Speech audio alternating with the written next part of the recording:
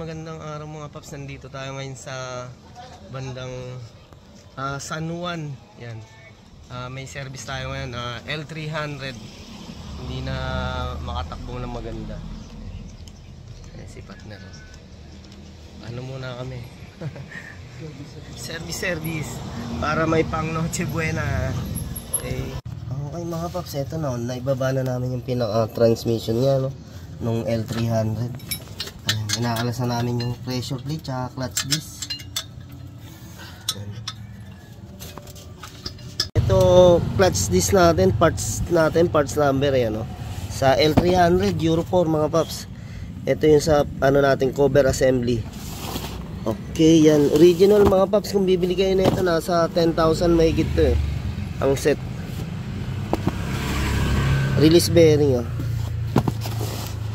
Okay, ito na yung ating ano, sliding clutch, oh. Ayun. Talagang ano, napudpud na, oh. Nogsi. Okay, ito yung ating ano nga mga paps, oh, clutch disc. Okay.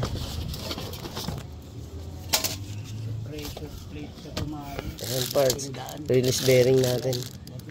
Okay mga paps, pag mahina talaga hatak, huwag na natin pilitin para hindi tayo itirik, ano.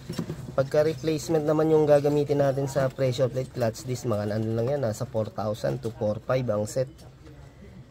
Ang pagkakaiba lang talaga sa original, medyo malambot ang clutch talaga compare sa replacement. Ayan, kabit na namin. Kabit ko na battery.